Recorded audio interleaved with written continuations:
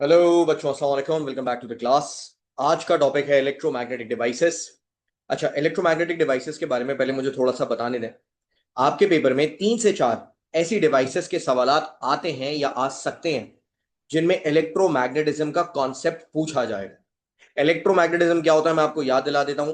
Electromagnetism में आपने पढ़ा था कि जब कभी भी किसी वायर में या कंडक्टर में जब करंट फ्लो कर रहा होता है, फॉर एग्जाम्पल ये एक वायर है, इस वायर के अंदर क्या फ्लो कर रहा है, करंट। तो जब भी किसी वायर में करंट फ्लो करता है, वो वायर अपने अराउंड मैग्नेटिक फील्ड पैदा करती है। इस कॉन्सेप्ट को आप कहते हैं इलेक्ट्रोमैग्नेटिज्म। इसी कॉन्सेप्ट को इस्तेमाल करके there are so many devices जो काम करती हैं। हम उन्हीं कुछ डिवाइसेस के बारे में पढ़ने जा रहे हैं। जो सबसे पहली डिवाइस आपके सिलेबस में पढ़ाई जाने वाली है वो है रिले। रिले क्या होता है, पहले तो रिले के बारे में समझें। लिखा हुआ है these are devices which use a small current to switch on a large current circuits. क्या मतलब हुआ, रिले ऐसी डिवाइसेस हैं जिनको इस्तेमाल करके आप बड़े सर्किट्स को, लार्ज करंट वाले सर्किट्स को ऑन कर सकते हैं या ऑफ कर सकते हैं। मैं एक छोटी सी एग्जांपल देता हूं। फर्ज करें एक बड़ी सी फैक्ट्री है, एक इंडस्ट्री है पूरी, ठीक है। इट्स अ बिग फैक्ट्री, एक बड़ी सी फैक्ट्री है और फैक्ट्री के अंदर है एक बहुत बड़ी मशीन। इतनी बड़ी मशीन कि ये मशीन ऑपरेट करती है 11,000 वोल्ट्स पे। आपको पता है आपके घर में जो नॉर्मल अप्लायंसेज है वो 220 वोल्ट्स पे काम करती हैं। इस मशीन के बारे में मैंने क्या बताया, ये 11,000 वोल्ट्स पे काम करती है।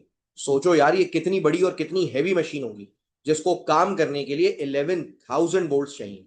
तो जाहिर है इस मशीन का जो करंट होगा, करंट करंट का कंजम्पशन होगा, वो भी बहुत ज्यादा होगा। बहुत ज्यादा करंट इस्तेमाल करती होगी ये मशीन। यानी इस मशीन के अंदर कैसा करंट है, लार्ज करंट। तुम्हें पता है इस मशीन को ऑन कैसे करते हैं? क्या इस मशीन को ऑन करने के लिए क्या कोई डायरेक्ट या कोई मैनुअल स्विच होता होगा? नहीं। ये नॉर्मल मशीन्स की तरह इस तरह ऑन नहीं होती कि आपने बटन दबाया और मशीन ऑन हो गई। नो। जब इतनी बड़ी मशीन्स को ऑन करना होता है तो इन मशीन्स को ऑन करने के लिए हमें स्पेशल डिवाइसेस चाहिए। हम क्या करेंगे, अगर हमें मशीन ऑन करनी है तो मशीन ऑन करने से पहले हम एक डिवाइस को ऑन करेंगे। उस डिवाइस का नाम क्या है, रिले। ठीक है, यानी हम किसे ऑन करेंगे, हम ऑन करेंगे रिले को, और रिले ऑन करेगा मशीन को। फिर से सुनो, जब भी कोई बड़ी हैवी मशीनरी जो कि फैक्ट्रीज में लगी होती है, जब वो मशीन ऑन करनी हो या ऑफ करनी हो, तो हम कभी भी डायरेक्ट स्विच ऑन या स्विच ऑफ नहीं करते। उन मशीन्स के साथ एक डिवाइस कनेक्ट की जाती है, उस डिवाइस को हम कहते हैं रिले। क्या कहते हैं, रिले। हम पहले रिले को ऑन करेंगे और फिर रिले उस मशीन को ऑन करेगा। सर सवाल ये कि हम डायरेक्ट किसी मशीन को ऑन क्यों नहीं कर सकते, तो जवाब सुनो। देखो, ये जो हैवी मशीनरीज है इनके अंदर करंट की मिकदार है बहुत ज्यादा। अगर तुमने कोई डायरेक्ट स्विच लगा दिया और उस स्विच से तुम कांटेक्ट में आ रहे हो, बेटा मैनुअल का मतलब क्या है, मैनुअल मतलब ऑपरेटेड बाय अ मैन। अगर मैं खुद उसको ऐसे हाथ से ऑन करूंगा, इसका मतलब एक तरह से मैं मशीन से इन कांटेक्ट आ रहा हूं, मैं मशीन के सर्किट से टच हो रहा हूं।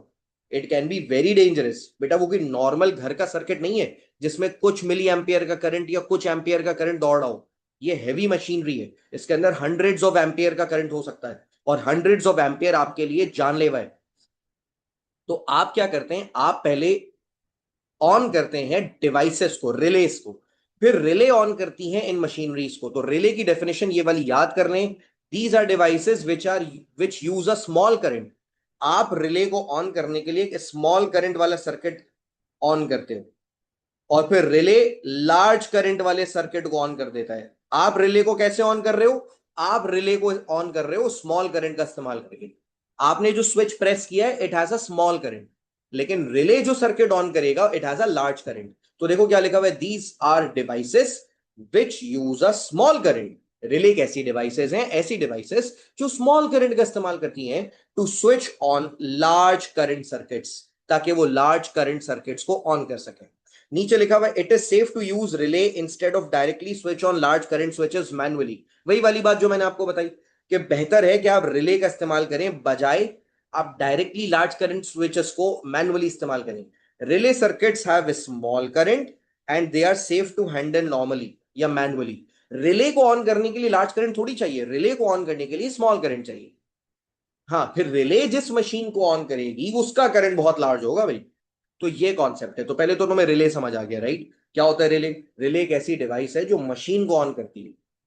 आप मशीन को डायरेक्ट ऑन नहीं करेंगे, आप रिले को ऑन करेंगे, रिले मशीन को ऑन करेगा। रिले का कॉन्सेप्ट क्लियर हो गया? अब रिले किस किस तरीके से बनाए जा सकते हैं, आइए मैं आपको समझाता हूं। पहले देखें, पहले लिखा हुआ है रीड स्विच। पहले तो रीड स्विच के बारे में पढ़ें। लिखा हुआ it consists of two metal contacts encased in a glass capsule. ये देखें रीड स्विच का पहले तो आपको इंट्रोडक्शन दिया गया है। ये देखें, ये पिक्चर दिख रही है आपको? इस पिक्चर के अंदर आपको कांच की बनी हुई कैप्सूल दिखाई दे रही होगी। ये कांच की बनी हुई, ग्लास की बनी हुई कैप्सूल होती है। इस ग्लास कैप्सूल के अंदर दो मेटल कॉन्टैक्ट्स होते हैं। पहले तो मुझे एक बात बताओ, क्या ये मेटल कॉन्टैक्ट्स इस वक्त टच हो रहे हैं? ये टच तो नहीं हो रहा है ना, है ना? इस वक्त ये मेटल कॉन्टैक्ट्स टच नहीं हो रहे। अगर ये टच नहीं हो रहे मतलब अभी ये स्विच ऑफ है, अब ये स्विच ओपन है, सर्किट ओपन है, अब ये टच ही नहीं हो रहा है ना? अब देखें आगे क्या लिखा हुआ है। when reed switch is placed in a magnetic field, the metal contacts inside magnetize and attract each other, the circuit gets closed। मैं समझाता हूं इसका मतलब क्या है। पहले ये वाली डायग्राम देखो। इस डायग्राम में दिखाया गया है कि इस वक्त ये जो स्विच है, ये स्विच ओपन है। ओपन क्यों है? क्योंकि ये जो दोनों मेटल कॉन्टैक्ट्स हैं ये अभी एक दूसरे से टच नहीं हो रहे, ये ओपन स्विच है। लेकिन जैसे ही आप इस स्विच के करीब एक मैग्नेट लाके रखेंगे, मैग्नेट से क्या होगा सर? मैग्नेट के आने से ये जो दोनों मेटल के पीसेस थे जो अंदर थे, ये मैग्नेटाइज हो जाते हैं। क्या हो जाते हैं? मैग्नेटाइज। मैग्नेटाइज का मतलब है नॉर्थ, इनका एक कोना बन जाता होगा नॉर्थ साउथ, नॉर्थ साउथ।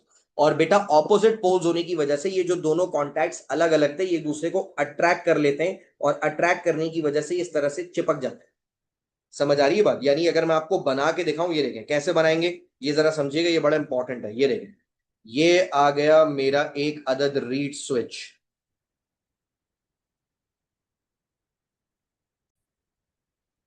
अच्छा, इस रीड स्विच के अंदर ये देखें, ये आ गया एक मेटल पीस, या आ गया दूसरा मेटल पीस। ठीक है? अब ये दोनों मेटल पीसेस एक दूसरे से टच नहीं हो रहे हैं। लेकिन जैसे ही आप करीब में एक मैग्नेट लाकर रखेंगे, फर्ज करें आपने एक मैग्नेट लाकर रख दी।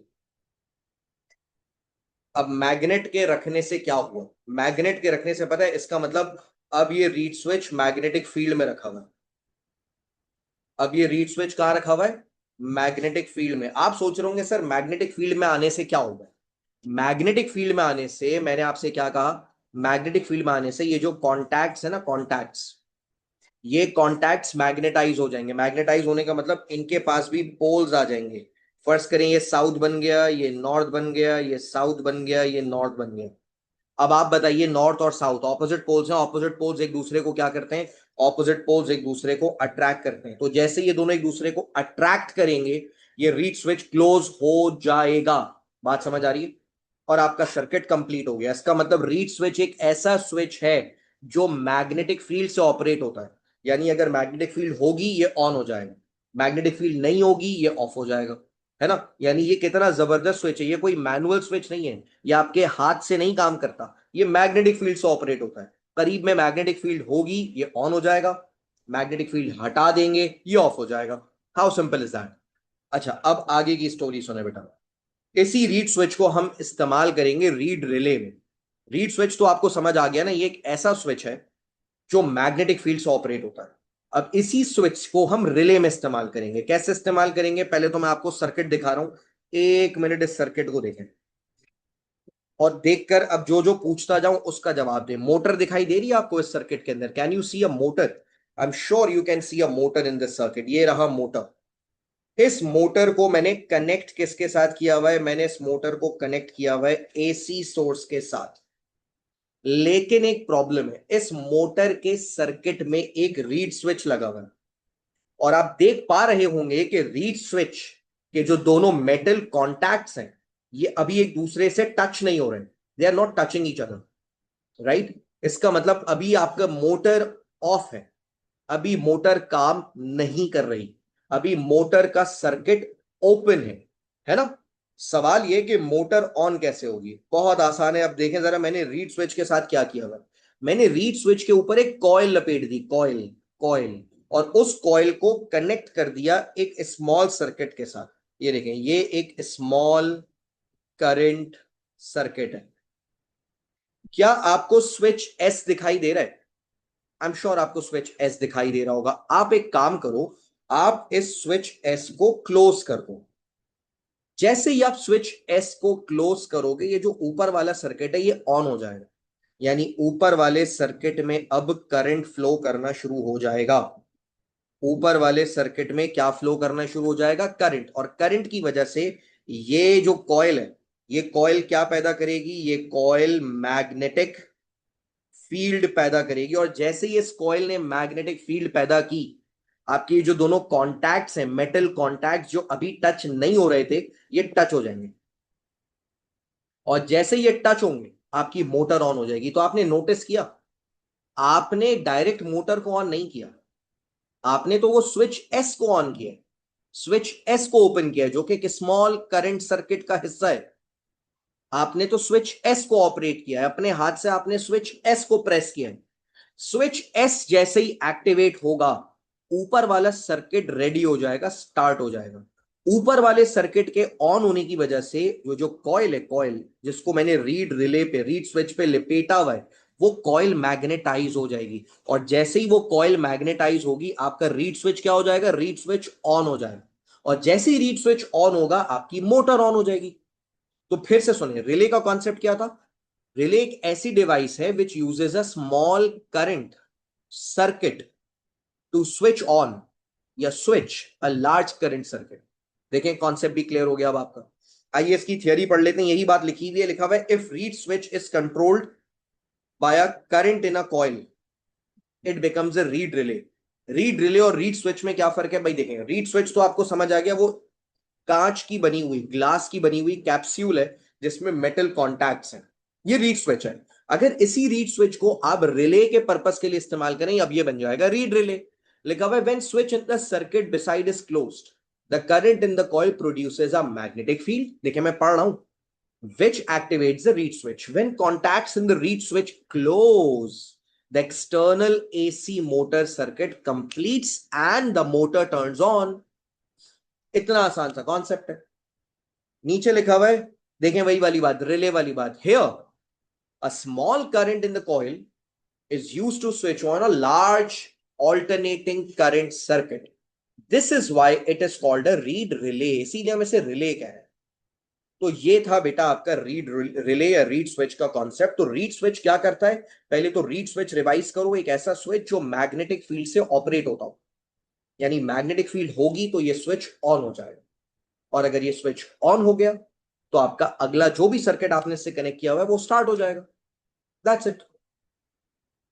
आइए अब पढ़ते हैं एक और इलेक्ट्रोमैग्नेटिक डिवाइस जिसका नाम है इलेक्ट्रोमैग्नेटिक रिले।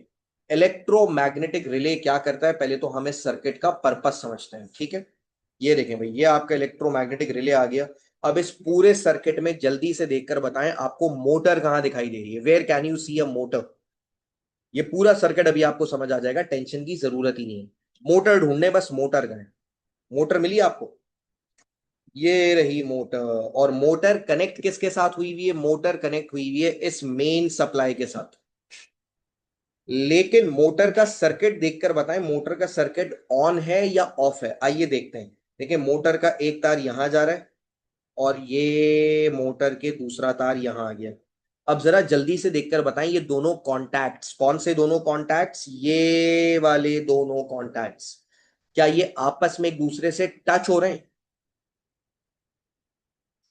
जब तक ये टच नहीं होंगे ना, ये मोटर ऑन नहीं होगी। अभी ये कॉन्टैक्ट्स टच नहीं हो रहे। अच्छा नोट करें, ये जो मेटल की स्ट्रिप्स हैं आपको दिख रही होंगी, एक मेटल की स्ट्रिप ये रही, एक मेटल की स्ट्रिप ये रही। ये स्प्रिंगी मेटल है। स्प्रिंगी मेटल समझते हैं? स्प्रिंगी मेटल ये है कि ये बेंड सा हो सकता है, बेंड हो सकता है। आप टच करेंगे टच हो जाएगा, लेकिन जैसे ही छोड़ेंगे वापस स्प्रिंग की तरह से हट जाएगा। यानी ये अभी टच नहीं हो रहे एक दूसरे से। सर ये टच कैसे होंगे? मैं बताता हूं ये टच कैसे होंगे। आइए मैं आपको कॉन्सेप्ट समझाता हूं। जल्दी से ढूंढे इस पूरे सर्किट में स्विच एस कहां है? क्या आपको स्विच एस दिखाई दिया? ये रहा। आप एक काम करें, इस स्विच एस को क्लोज कर दें, यानी नीचे वाला सर्किट ऑन हो जाएगा। जैसे ही आप स्विच एस को क्लोज करेंगे, नीचे वाला सर्किट ऑन। अच्छा, नीचे वाला सर्किट कनेक्ट हुआ है एक अदद कॉइल से। जैसे ही आप सर्किट को ऑन करेंगे, ये कॉइल क्या हो जाएगी बच्चों, ये कॉइल मैग्नेटाइज हो जाएगी। मैग्नेटाइज हो जाएगी मतलब मैग्नेटिक फील्ड पैदा करेगी। जैसे ये कॉइल मैग्नेटिक फील्ड पैदा करेगी, एक एग्जांपल ले लेते हैं। ये देखें, यहां से करंट जा रहा है, यूं गया करंट और यहां से वापस आ गए।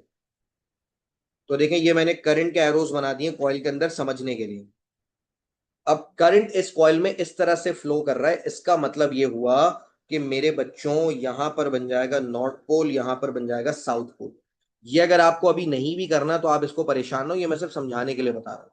यानी आसान अल्फाज में, ये जो आयरन का ये जो कोर है ना, कोर कॉइल की जो कोर है वो मैग्नेटाइज हो जाएगी। और जैसी कोर मैग्नेटाइज होगी, कोर इस आयरन आर्मेचर को अट्रैक्ट कर लेगी। कोर क्या करेगी, कोर आयरन आर्मेचर को अट्रैक्ट कर लेगी। अब आप सोच रहे होंगे सर ये आयरन आर्मेचर कैसे कह रहे हैं हम? बेटा, मैं इस लोहे के पीस को, जिसको मैंने येलो कलर से अभी अभी हाईलाइट किया है, मैं इस लोहे के बने हुए पीस को आयरन आर्मेचर कह रहा हूं। जैसे ही ये आयरन आर्मेचर आपकी कोर से अट्रैक्ट होगा, देखें क्या होगा, ये देखें, आयरन आर्मेचर यहां की तरफ मूव करेगा और इधर मूव करने से ये वाली साइड ऊपर मूव करेगी। और जैसे ही आपकी ये वाली ऊपर वाली साइड मूव करेगी, दोनों मेटल कॉन्टैक्ट्स टच हो जाएंगे, और दोनों मेटल कॉन्टैक्ट्स जैसे ही टच होंगे आपकी मोटर ऑन हो जाएगी। अब कॉन्सेप्ट को समझे भाई। आप यहां पर वही काम कर रहे हैं, आपने नीचे एक स्मॉल करंट सर्किट को ऑन किया स्विच की मदद से, और ये स्मॉल करंट सर्किट एक लार्ज सर्किट को ऑपरेट कर रहा है। इसका मतलब ये एक रिले है। बस इस रिले के अंदर किसी रीड स्विच का इस्तेमाल नहीं हो रहा, इसलिए मैं इसे रीड रिले नहीं कह रहा। इसके अंदर एक इलेक्ट्रोमैग्नेट का इस्तेमाल हो रहा है, कॉइल का इस्तेमाल हो रहा है, इसलिए मैं इसे कह रहा हूं इलेक्ट्रोमैग्नेटिक रिले। रीड रिले के अंदर रीड स्विच इस्तेमाल होता है, इलेक्ट्रोमैग्नेटिक रिले के अंदर इलेक्ट्रोमैग्नेट इस्तेमाल होता है। आप पूछ रहे होंगे या सोच रहे होंगे, सर इलेक्ट्रोमैग्नेट कहां है इस पूरे प्रोसेस में? मेरे बच्चों, ये इलेक्ट्रोमैग्नेट ही तो है, ये जो मैंने ग्रीन सर्कल के अंदर बंद किया। इलेक्ट्रोमैग्नेट है ये। इलेक्ट्रोमैग्नेट क्या होता है? ऐसा मैग्नेट जो इलेक्ट्रिसिटी से चले। जब तक मैंने बिजली दी नहीं थी, क्या ये मैग्नेटाइज हुआ था? नहीं ना। बिजली से मैग्नेटाइज हो रहा है ना, तो इलेक्ट्रोमैग्नेट हुआ। ऐसा मैग्नेट जो बिजली से चले वो इलेक्ट्रोमैग्नेट है। अब फिर से सुने स्टोरी। आपने स्विच एस को क्लोज किया। स्विच एस को क्लोज करने से आपका ये जो कोर है, कोर कोर मैग्नेटाइज हो गया। कोर मैग्नेटाइज होने से आयरन आर्मेचर को अट्रैक्ट कर लेगा, और जैसे ही आयरन आर्मेचर अट्रैक्ट होगा, आपके ये जो दोनों कॉन्टैक्ट्स हैं ये कुछ करके चिपक जाएंगे, और आपकी मोटर ऑन हो जाएगी। आप एक काम करें, स्विच ओपन कर दें। जैसे ही आप स्विच ओपन करेंगे, क्या होगा? स्विच के ओपन होते ही बेटा, जैसे ही आप दोबारा स्विच ओपन करेंगे, आपकी कॉइल हो जाएगी डी मैग्नेटाइज। डी मैग्नेटाइज का मतलब ये हुआ कि अब ये मैग्नेट नहीं रही। तो बेटा, आपका आयरन आर्मेचर वापस से इधर मूव कर जाएगा। ये अट्रैक्ट हो गया था ना, अब ये वापस हट जाएगा, और ये कॉन्टैक्ट्स भी दोबारा जुदा हो जाएंगे, दोबारा सेपरेट हो जाएंगे। बस ये था इलेक्ट्रोमैग्नेटिक रिले। आइए पढ़े। सर क्या इसकी डायग्राम पेपर में बनाने को आएगी? बेटा मोस्ट प्रॉब्ली नहीं, ये बनी भी आ सकती है, और तुमसे इसकी वर्किंग पूछ सकते हैं। जरा देखो क्या लिखा हुआ है। It consists of an electromagnet. पहले तो मैंने मेन बात बता दी। अगला पैराग्राफ पढ़े। When switch S is closed the current flows in the coil and magnetises the iron core. वही मैंने आपको बताया। The core attracts the iron armature due to which the contacts close and the main AC circuit of the motor completes. The core material must be made of soft iron so it only temporarily magnetizes. core soft iron की बनी होनी चाहिए ताकि ये temporary magnet बने। बिजली देने पर मैग्नेट बन जाए, जैसे ही बिजली हटाएं डीमैग्नेटाइज हो जाए। क्योंकि अगर आपने स्टील लगा लिया तो वो तो परमानेंट मैग्नेट बन जाता है। If steel is used, it is going to become a permanent magnet and the main circuit is going to remain on even if switch is opened. वही वाली बात, अगर ये परमानेंट मैग्नेट बन गया तो बेटा आप जब स्विच को ओपन भी कर देंगे ना, वो तो भी उस आयरन आर्मेचर को अट्रैक्ट करके रखेगा और आपकी मोटर चलती रहेगी। ये कॉन्सेप्ट था, ये होता है इलेक्ट्रोमैग्नेटिक रिले बेटा। इतना आसान सा कॉन्सेप्ट है। ठीक है। पेपर में ये चीजें बहुत कम आती हैं, मगर आ सकती हैं, है ना। ये देखें, ये एक और डिवाइस है, सर्किट ब्रेकर। हम सब ने पढ़ा था प्रैक्टिकल इलेक्ट्रिसिटी वाले चैप्टर में कि बेटा जब हमारे सर्किट्स का करंट नॉर्मल वैल्यू से एक्सीड हो जाता है तो सर्किट ब्रेकर सर्किट को ब्रेक कर देता है। काम कैसे करता है सर्किट ब्रेकर? फ्यूज का तो सर हमें पता है। फ्यूज के अंदर एक पतला सा बारीक सा रेजिस्टेंस वायर होता है जो कि करंट के ज्यादा हो जाने पर मेल्ट हो जाता है, ब्लो हो जाता है, ब्रेक हो जाता है। सर्किट ब्रेकर के अंदर क्या कॉन्सेप्ट है, आइए समझते हैं। ये देखिए, ये पूरा सर्किट आपको दिखाई दे रहा है। अब जल्दी से बताएं, करंट इन कहां लिखा है? करंट इन दिख गया होगा आपको, ये रहा करंट इन। और करंट आउट कहां लिखा है? ये रहा current out. Current in, current out. अब मेरा आपसे एक बड़ा आसान सा सवाल है। आपका सर्किट ब्रेकर नॉर्मल, जब नॉर्मल सिनेरियो है, नॉर्मल सिनेरियो का मतलब देयर इज नो प्रॉब्लम, तब वो सर्किट ब्रेकर क्या कर रहा होता? नॉर्मल सिचुएशन में सर्किट ब्रेकर का काम है करंट को जाने देना, करंट को रोकना नहीं, करंट को वो रोकेगा तब। सर्किट ब्रेकर करंट को रोकता है मेरे बच्चों जब करंट एक्सीड हो जाता है नॉर्मल वैल्यू से। अभी आपका सर्किट ब्रेकर करंट को नहीं रोकेगा, अभी वो जाने देगा। तो देखें, करंट का पाथ समझाता हूं मैं आपको। ये देखें, करंट आया, पहले करंट फ्लो हो रहा है इलेक्ट्रोमैग्नेट से। मैं दूसरा कलर इस्तेमाल कर लेता हूं, रेड कलर। ये देखें, ये करंट आया, ये इलेक्ट्रोमैग्नेट से फ्लो होता हुआ यहां आया, ठीक है, फिर नीचे आया, फिर यहां आया, फिर ये कॉन्टैक्ट्स हैं, कॉन्टैक्ट से होता हुआ बाहर आ गया। आपको करंट का पाथ दिखाई दे रहा है? तो सर ये तो कुछ भी नहीं है, तो नॉर्मल करंट फ्लो कर रहा है, कहीं करंट रुका ही नहीं, कुछ भी नहीं हुआ। हाँ, अगर करंट ज्यादा हो गया तो क्या होगा? अगर करंट एक्सीड हो गया तो क्या होगा? अब मैं आपको बताता हूं। फर्ज करें ये 10 एम्पियर पे नॉर्मली काम करता है, लेकिन करंट 10 एम्पियर के बजाय 15 एम्पियर हो गया, अचानक ज्यादा हो गया। तो ज्यादा होने पर क्या होगा? देखिए, अगर करंट ज्यादा होगा ना, तो ये इलेक्ट्रोमैग्नेट आपको दिख रहा है, ये देखें, येलो कलर से मैंने हाईलाइट किया है। अगर ये करंट 10 एम्पियर के बजाय 15 एम्पियर हो गया, तो ये इलेक्ट्रोमैग्नेट, आप ही बताएं, ये मजीद स्ट्रांगली मैग्नेटाइज हो जाएगा। जाहिर है यार, अगर करंट बढ़ जाएगा तो ये क्या हो जाएगा? ये स्ट्रांगली मैग्नेटाइज हो जाएगा। और अगर ये स्ट्रांगली मैग्नेटाइज हो गया, फर्ज करें इसका ऊपर वाला पोल बन गया है साउथ और नीचे वाला पोल बन गया है नॉर्थ, ये स्ट्रांगली मैग्नेटाइज हो गया। जैसे ही ये स्ट्रांगली मैग्नेटाइज होगा, नीचे आपको आयरन आर्मेचर दिख रहा है, ये रहा आयरन आर्मेचर, मैंने ग्रीन कलर से हाईलाइट कर दिया। जैसे ही ये ऊपर वाला इलेक्ट्रोमैग्नेट स्ट्रांगली मैग्नेटाइज होगा, ये आयरन आर्मेचर को ऊपर खींच लेगा, अट्रैक्ट कर लेगा। तो बेटा, ये आयरन आर्मेचर कहां मूव करेगा? ये आयरन आर्मेचर ऊपर मूव करेगा, ऊपर मूव करेगा। और अगर आयरन आर्मेचर ऊपर मूव करेगा ना बेटा, अब जरा देखो नीचे आपको कॉन्टैक्ट्स दिखाई दे रहे हैं, ये रहे कॉन्टैक्ट्स। ये कॉन्टैक्ट्स अभी तो जुड़े हुए हैं, लेकिन अगर आयरन आर्मेचर ऊपर हो गया, ये ऐसे ऊपर हो जाएगा, ये सर्किट ब्रेक हो जाएगा, ये कॉन्टैक्ट्स एक दूसरे से अलग हो जाएंगे। तो इसका मतलब ये हुआ कि सर्किट ब्रेकर काम कैसे कर रहा है, ये सब मैं मिटा रहा हूं, देखें। I am erasing everything. आपको अब मेरी लेबलिंग किए बगैर भी समझ आ जाना चाहिए। देखें होगा क्या। नॉर्मल सिनेरियो में ऊपर से करंट आया, नीचे से चला गया, लेकिन अगर करंट एक्सीड हो गया, नॉर्मल वैल्यू से बढ़ गया, तो क्या होगा बेटा? आपका आयरन बार दिख रहा है आपको, आयरन बार, आयरन बार ऊपर इलेक्ट्रोमैग्नेट से अट्रैक्ट हो जाएगा, और जब आयरन बार उठेगा, ऐसे ऊपर हो जाएगा, तो वो जो दोनों कॉन्टैक्ट्स दिख रहे हैं आपको, कॉन्टैक्ट्स, वो दोनों एक दूसरे से ऐसे अलग हो जाएंगे, जुदा हो जाएंगे। This is circuit breaker. और स्प्रिंग भी दिख रहा होगा आपको। स्प्रिंग ये मेक श्योर करेगा कि वो दोबारा टच ना हो जाए, क्योंकि स्प्रिंग खींच के रखेगा उसे, खींच के। ये कॉन्सेप्ट है। अब आइए उसको पढ़े, देखें क्या लिखा हुआ है। लिखा हुआ है, when a normal value current is flowing in the electromagnet या in the wire, the electromagnet is weakly magnetized and cannot attract the iron bar up. But as soon as a high value current flows in, the electromagnet becomes strongly magnetized and attract the iron bar up.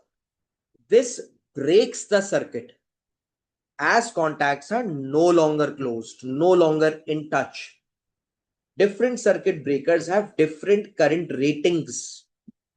The current rating should be slightly higher than normal current value, ये तो आपको पता ही है। तो ये था आपका circuit breaker. एक दो बार इसके भी पास पेपर में बहुत कम मगर सवाल आए हैं।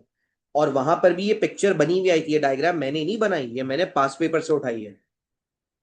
ये डायग्राम बनी हुई आई थी, बस आपसे इसकी वर्किंग पूछ ली थी। आपने पता क्या लिखना था? आपने बस इतना लिखना था, when a high current flows in the wire the electromagnet becomes strongly magnetized, it attracts the iron bar up, the contacts are no longer touching each other, the circuit breaks. बस।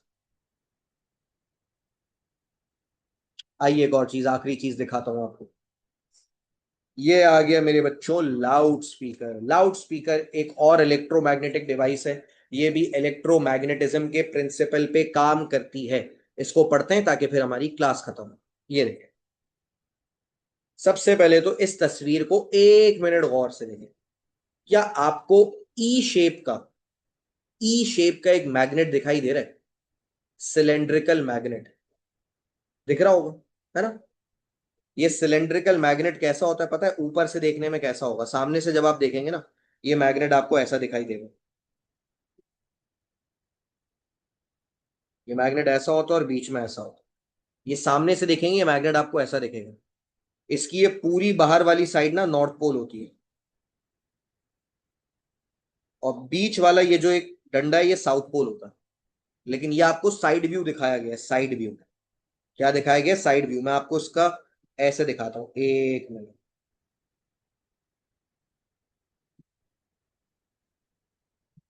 मैं आपको उसकी एक थोड़ी सी एस्थेटिक ड्राइंग भी दिखा देता हूँ।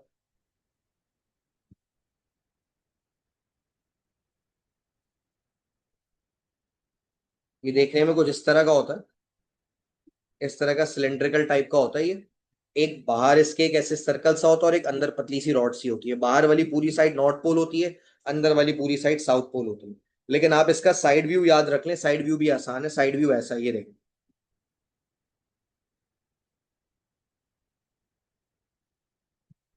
ये पूरा नॉर्थ पोल है और ये बीच में अलग से साउथ पोल आ रहा है। ठीक है।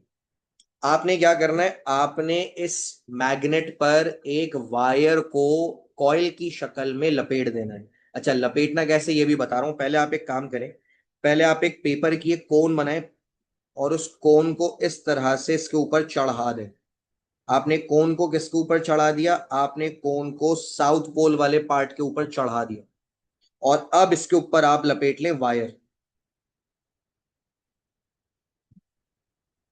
आप सोच रहे होंगे सर ये वायर मैग्नेट पे लिपटी हुई है या पेपर कोन पे? देखो, मैग्नेट का पीस निकल रहा है, उसके ऊपर पेपर कोन लगा दी और पेपर कोन के ऊपर तार लपेट दी।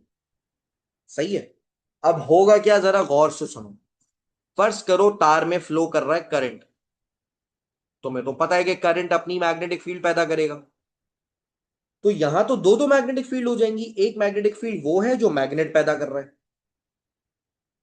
एक मैग्नेटिक फील्ड वो है जो ये तार में फ्लो होने वाला करंट भी पैदा करेगा। तो यहां तो दो दो मैग्नेटिक फील्ड हो गई। अगर दोनों मैग्नेटिक फील्ड्स ने एक दूसरे को अट्रैक्ट किया तो पेपर कोन पे अंदर की तरफ फोर्स लगेगी, और अगर दोनों मैग्नेटिक फील्ड ने रिपेल किया तो पेपर कोन पे बाहर की तरफ फोर्स लगेगी। और अगर करंट बार बार चेंज हो रहा है तो पेपर कोन कभी अट्रैक्ट होगी, रिपेल होगी, अट्रैक्ट होगी, रिपेल होगी, अट्रैक्ट होगी, रिपेल होगी। और इस तरह आपकी पेपर कोन वाइब्रेट करना शुरू कर देगी। फिर से सुनो, एक मैग्नेट है, मैग्नेट के अंदर से एक रॉड टाइप का एक पोल निकल रहा है और उसकी साइडें भी पोल है। साइडें नॉर्थ पोल है, बीच में से जो रॉड टाइप चीज निकल रही है वो साउथ पोल है। तुमने साउथ पोल के ऊपर वो जो बीच में से रॉड टाइप चीज निकल रही है उसके ऊपर एक पेपर कोन चढ़ा दी। रियल स्पीकर्स में पेपर कोन नहीं होती है, तुम्हें समझाने के लिए एक मॉडल बनाया जा रहा है। और फिर तुमने उस पर तार लपेट दिया और तार में फ्लो करेगा करंट। सर तार में कौन सा करंट फ्लो करेगा? बेटा ये वही करंट है जो आप प्ले करना चाह रहे हैं। ये स्पीकर इलेक्ट्रिकल सिग्नल को, स्पीकर का क्या काम है? स्पीकर का काम है इलेक्ट्रिकल सिग्नल्स को साउंड में कन्वर्ट करना। क्या करता है स्पीकर? स्पीकर का मुझे आप इनपुट बताओ। स्पीकर, हर डिवाइस का एक इनपुट होता है, एक आउटपुट होता है। स्पीकर का इनपुट क्या है? स्पीकर का इनपुट इलेक्ट्रिसिटी होता है ना। और स्पीकर का आउटपुट क्या होता है? साउंड। तो करंट आया तार में, तार में करंट आने की वजह से तार क्या हो जाएगी? तार हो जाएगी मैग्नेटाइज। तो सर मैग्नेट भी मैग्नेट है, तार भी अब मैग्नेटाइज हो जाएगी, तो दो दो मैग्नेटिक फील्ड्स। अगर दोनों मैग्नेटिक फील्ड्स ने अट्रैक्ट किया तो तुम्हारी पेपर कोन अंदर की तरफ फोर्स महसूस करेगी, और अगर दोनों मैग्नेटिक फील्ड्स ने रिपेल किया तो पेपर कोन पे बाहर की तरफ फोर्स लगेगी। और अगर करंट बार बार चेंज होता गया, कभी अट्रैक्ट होगी कभी रिपेल होगी, कभी कॉइल अंदर फ्लो करेगी कभी बाहर मूव करेगी, और कॉइल के बार बार, कॉइल बोल रहा हूं, कोन के बार बार मूव होने से कोन वाइब्रेट करेगी, और तुम्हें पता है every vibrating thing produces sound, ये साउंड पैदा करेगा। पढ़ो उसकी पूरी हिस्ट्री, पढ़ो क्या लिखा हुआ है। When an alternating current enters the wire, तार में कैसा करंट होगा, ऑल्टरनेटिंग, जाहिर है साउंड सिग्नल है यार, साउंड को तुमने इलेक्ट्रिसिटी बनाया हुआ है, ऑल्टरनेटिंग करंट होगा ये।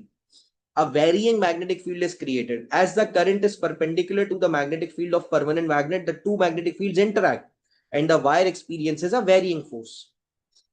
As the wire is wound on the cone also experiences a varying force backwards and forwards. The vibrations in cone result in compressions and rarefactions in air and sound is produced. ये 3 number में आई हुई है loud speaker की working. ये तुम्हें रट्टा भी मारनी होगी, समझनी भी होगी, याद भी करनी होगी। बस इसी के साथ तुम्हारा इलेक्ट्रोमैग्नेटिक डिवाइसेस वाला ये छोटा सा क्यूट सा टॉपिक कंप्लीट होगा। पेपर में कम आता है मगर आता है। ठीक है भाई, तो इसी के साथ ही हम अपनी क्लास खत्म करते हैं। Thank you so much. अल्लाह हाफ़िज़।